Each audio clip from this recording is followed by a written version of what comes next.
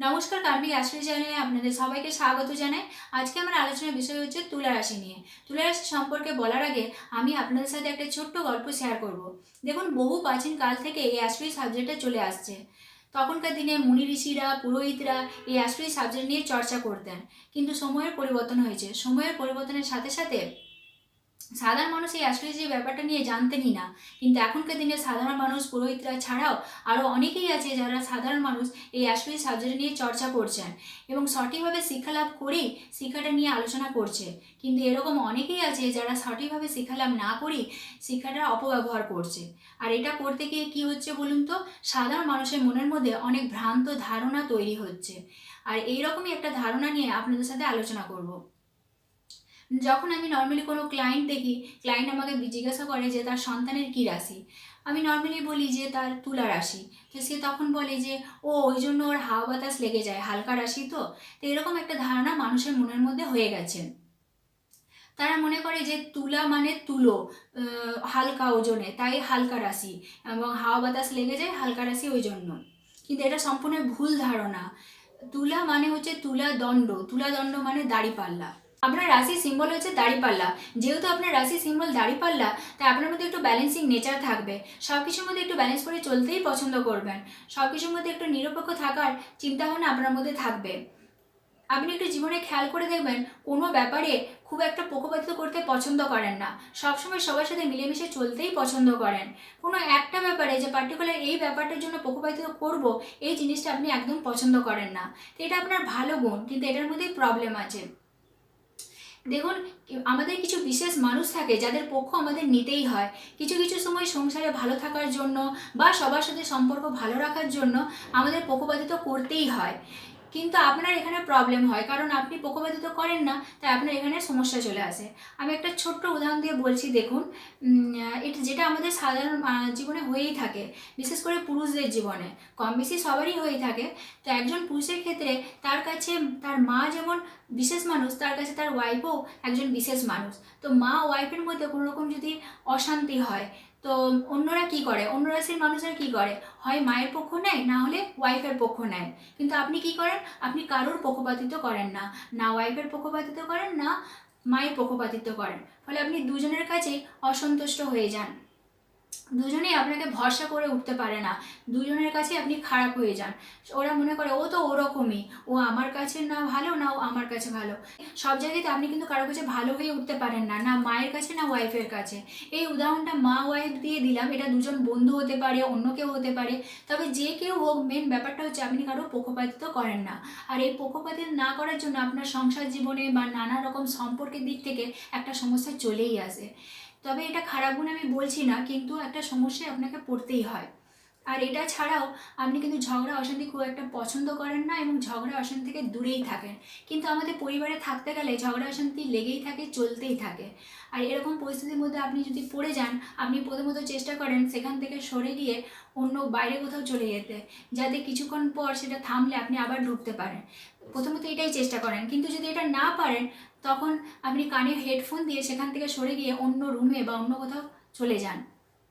আর এই দুটোই যদি না হয়, কারণ আপনি ঝগড়া অশান্তির মধ্যে ঢুকতেই চান না।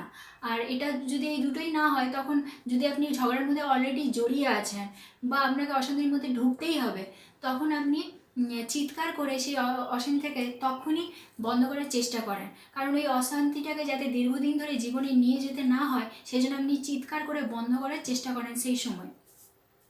তো এই যে আমি বললাম যে চিৎকার করে বন্ধ করার চেষ্টা করেন, তা আপনি অলরেডি ঝগড়ার মধ্যে জড়িয়ে আছেন, আমি সেটা বলছি না, কিন্তু আপনি চেষ্টা করেন যে সেই ঝামেলাটাকে বন্ধ যাতে হয়ে যায়।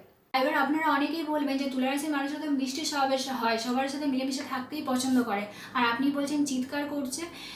একজন মানুষ মিষ্টি স্বভাবের যদি হয়, সবার সাথে মিলেমিশে থাকতে পছন্দ করে, তাহলে সে চিৎকার করবে না বা ঝামেলার মধ্যে জড়িয়ে যাবে না, এরকম তো নয়। হ্যাঁ, আপনারা ঠিকই বলেছেন, তুলারাশির মানুষেরা মিষ্টি স্বভাবের হয়, সবার সাথে মিলেমিশে থাকতে পছন্দ করে, এটা ঠিকই বলেছেন। আর এটার কারণ আমি পরে বলছি।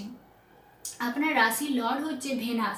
ভেনাস সৌন্দর্যতাকে পছন্দ করে। তা আপনি যেখানেই যান না কেন, যেখানেই বসুন, যে জায়গাতেই থাকুন না কেন, সেই জায়গাটা পরিষ্কার পরিচ্ছন্ন রাখেন, সাজিয়ে গুছিয়ে রাখেন।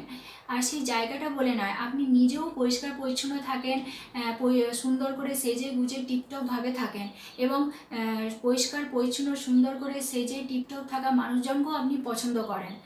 আর তুলা, এটা আপনি বলবেন যে ছেলেদের ক্ষেত্রেও কি এটা হবে? হ্যাঁ, ছেলেদের ক্ষেত্রেও এটা হবে। ছেলেরাও পরিষ্কার পরিচ্ছন্ন থাকবে, সুন্দর করে ড্রেস আপ করবে, পারফিউম ইউজ করবে।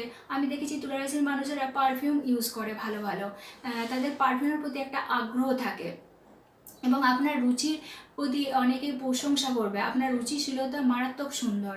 তা আপনার রুচিশীলতার জন্য অনেকে আপনার নাম করবে। তো এটা আপনার ভালো গুণ। আমি আগেই বলেছি আপনার রাশি লর্ড ভেনাস, তাই আপনি খুব সুন্দর করে মিষ্টি করে কথা বলতে পারেন, সবার সাথে মিশতে পারেন। কিন্তু সব থেকে বড় ব্যাপার হচ্ছে আপনার মধ্যে এরকম নেই যে ও আমাকে ভালোবাসছে না, আমি ওকে ভালোবাসবো না, এরকম ব্যাপারটা একদমই নেই। আপনি নিজেই এগিয়ে যান ভালোবাসার জন্য। রাস্তায় কোনো মানুষের দেখা হলে আপনি নিজেই এগিয়ে যান কথা বলার জন্য, কারণ আপনি কথা বলতে ভালোবাসেন, সবার সাথে মিশতে ভালোবাসেন, ঘুরতে বেড়াতে ভালোবাসেন। এগুলো আপনার বেসিক নেচার, এগুলো আপনার ভালো গুণ। কিন্তু এখানে একটা প্রবলেম আছে। এই যে বললাম ঘুরতে বেড়াতে ভালোবাসেন, এখানে একটু প্রবলেম আছে। আপনি মিশুন, কথা বলুন, গল্প করুন, সব ঠিক আছে, কিন্তু এই যে ঘুরতে বেড়াতে ভালোবাসেন এটা বললাম, এখানে একটু প্রবলেম আছে। আপনি বিলাসবহুল জীবনযাপন পছন্দ করেন, আর বিলাসবহুল জীবনযাপনের ক্ষেত্রে আপনার অর্থনৈতিক জায়গাটা একটু সমস্যায় চলে আসে। আপনি অপেক্ষা করেন যে অর্থ আসলেই এটা কিনবো, ওটা কিনবো, ঘর সাজানোর জিনিসপত্র কিনবো, কসমেটিক জিনিসপত্র কিনবো, এই ব্যাপারটা আপনার মধ্যে চলে আসে। তো এইসব কেনাকাটার জন্য আপনার অর্থের জায়গা, প্রচুর অর্থ ব্যয় করে ফেলেন, ফলে অর্থনৈতিক জায়গাটা একটা সমস্যা চলেই আসে। এবার হেলথের দিক থেকে আপনার কিডনির প্রবলেম হতে পারে, বাইরে প্রচণ্ড ফাস্ট ফুড খান তো লিভারের প্রবলেম হতে পারে। তো এই দিকটা আপনাকে খেয়াল রাখতে হবে।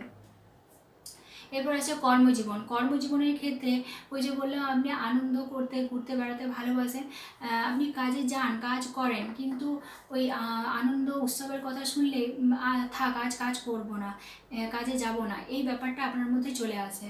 তো এই দিকটা আপনাকে ম্যানেজ করতে হবে। যদিও আপনি জীবনের সব ক্ষেত্রেই ম্যানেজ করেন, কিন্তু এই দিকটাও ম্যানেজ করতে হবে। আনন্দ করুন, কিন্তু কাজটাও করতে হবে। তো এই দিক, আনন্দের জায়গাটা একটু ম্যানেজ করতে হবে, তাহলে জীবনে খুব ভালোভাবে এগিয়ে যেতে পারবেন। এছাড়া তুলা রাশির মানুষের অনেকেরই অত্যাধিক রাগ বেড়ে যায়, অস্থিরতা, চঞ্চলতা এগুলো বেড়ে যায়। তো এই জায়গাটা আপনাকে ব্যালেন্স করতে হবে। মেডিটেশন করুন, দেখবেন এই জায়গাটা ঠিক হয়ে যাবে। যদি মুন সাথী নক্ষত্রে থাকে, এই প্রবলেমটা অত্যাধিক বেড়ে যায়। তো এই জায়গাটা আপনাকে ঠিক করার জন্য মেডিটেশন করতে হবে। তো এই জায়গাটা অবশ্যই ঠিক করার চেষ্টা করুন। আজকের মতো ভিডিও এই পর্যন্তই, দেখা হবে নেক্সট ভিডিওতে।